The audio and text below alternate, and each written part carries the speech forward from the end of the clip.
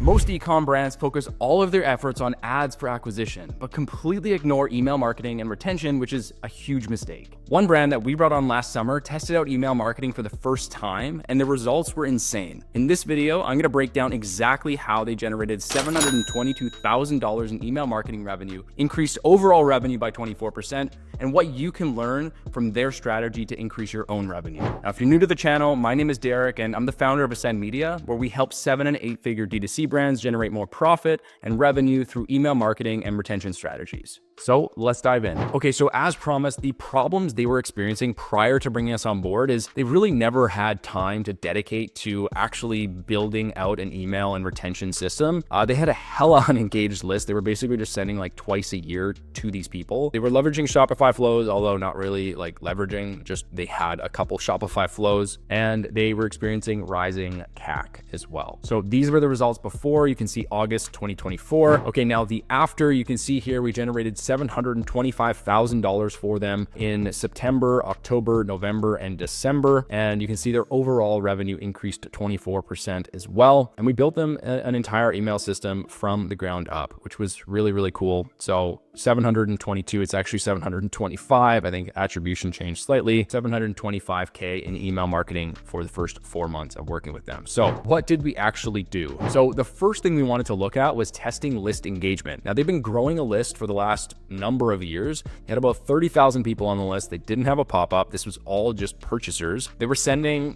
2 to 4 emails a year. And the question we had is who is still alive on this list? Who is alive? Who is engaged? Who is active? Because at the end of the day, if someone joined your list 2 years ago, they might not even know who you are anymore. And in fact, they probably don't know who you are. Now, the other thing that we did here to start was just creating small segments of people who most recently were added to the list. So we started with those like engaged purchasers or engaged people who had reached the checkout page. And we were only looking at 30 to 60 days there. So that's where we started. Then we sent a text only email. Now, the purpose of this was to really just test out list engagement and see if we could re-engage some people who haven't been engaged in a while. We didn't send to their entire list, but we sent to a small subsegment as well as this initial segment that we created at the beginning as well. Now, one thing to consider if you are going to run a text only email and you're trying to engage people, make sure you run it through a spam checker because you will have deliverability issues if you try to blast 30,000 people who have not heard from you in 2 years.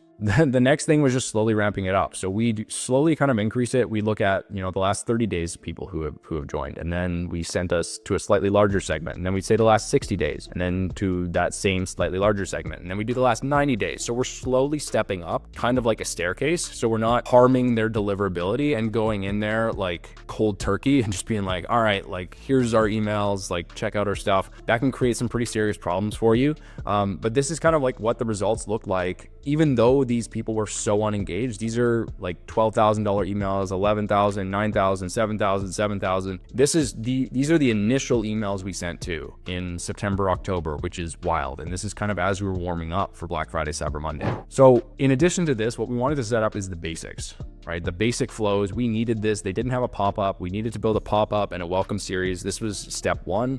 Step 2 is building an abandoned cart. Step 3 was building out a abandoned checkout. And with each one of these, we want to make sure we're actually dealing with people's objections. We're not just saying like, hey, here's why we're awesome. They sell slightly higher ticket items. So we wanted to make sure that we were actually handling people's objections that they might have instead of just saying like, hey, buy our stuff. Did you forget us? Did your cart miss, your cart misses you or whatever it is. Right? So if you want to take a look at just the last 7 days, we've generated over $20,000 just from these flows alone. Now, getting a little bit more advanced here, what we start to build out after we've really built out those core flows, and there's additional core flows, those aren't the only flows we're building, but then we start looking at split testing, we look at conditional splits, and we look at where there's opportunities to further segment and make sure only the right people are getting the right message at the right time. Part of this is collecting zero-party data. So within the pop-up, we're collecting zero-party data on what people are actually shopping for, what they're interested in, and then we're curating that and curating the content based off of those responses as well. The overarching idea is kind of looking at really like it's a customer acquisition cycle. So we start with acquisition, which is kind of like moving from the awareness phase to the consideration to preference to intent. Each one of these different stages corresponds with a different step on the website. And then we move into the the retention phase, which is really, hey, they've purchased. Now we need to make sure they actually get their desired result, right? So depending on what product you're selling, if you're selling a supplement, make sure that you're giving them how to use it, how to take it, how to get the best results, when to take it, if you should have it with food or without food, all of those types of things that could deter people from actually getting the desired result they want from your product. And the final piece is referral.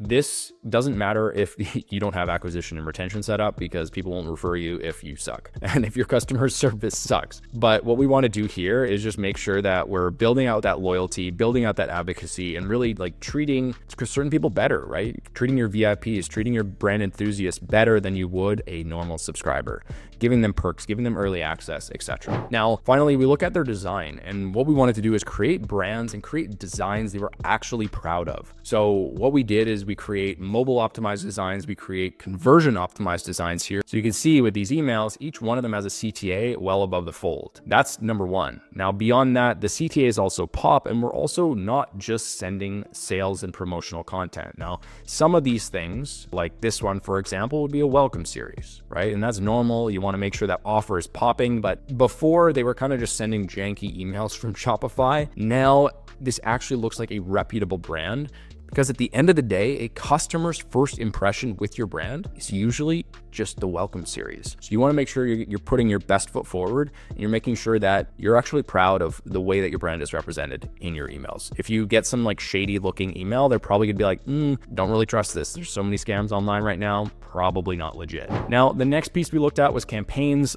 Like I said, we were increasing consistency. So instead of every 6 months, we were starting to slowly ramp this up. This is really key because it's consistency and send volume. They were sending twice a year, so we didn't want to go from twice a year to 10 times a month. That's going to piss people off. People are going to be like, whoa, what's going on? We slowly ramped this up. So we started with 2 to 3 emails in the first month, and then we moved into like 4 to 5 in the second month, and then we slowly are ramping up. Now they're getting up to about 12 emails a month. And what that does is it makes sure that we're not pissing people off, and we're not getting a ton of unsubscribes or a ton of people who are just hella unengaged. The key here, if you're increasing your sending volume, is making sure that you have different content types. So think about people's desired outcomes here, and then create content based off of that. And it's really important here to make sure that your engagement is consistently high as well. Now, in terms of engagement, we also want to look at your segmentation. Emails are great, but if you're sending it all to the wrong people, it doesn't matter. If you're blasting your entire list, this is an issue. We look at 3 different kind of like subsections of segments. We look at engagement-based segments, so people who have maybe opened or clicked an email. We look at purchase-based segments, which is, hey, have you purchased 0 times, 1 time, 3 times, or are you a VIP? And browse behavior. So this could be what kind of products they're looking for, how many times they've browsed, how many times they've hit a certain product page, etc., where they've hit on the product page, anything like that. Now, when it comes to segmentation, this is an absolute beast. So go ahead, watch this video if you haven't already. This is basically an end-to-end on segmentation. It is hella intense, but I would recommend it. It'll give you a much better grasp of segmentation, and it'll help you get much better results from your email list as well. Now, this is what worked really well for this brand, but every brand is different. You really need to have the right strategy personalized for your business if you want to maximize your impact from email. Now, if you want to ensure you're getting the most out of your email marketing, book in a free call with me by clicking the first link in the description below. And once you do that, go ahead and watch the next video where I show you the 4 systems you should know as an ECOM founder. These are things that most people aren't really talking about. Thanks so much and have a great day.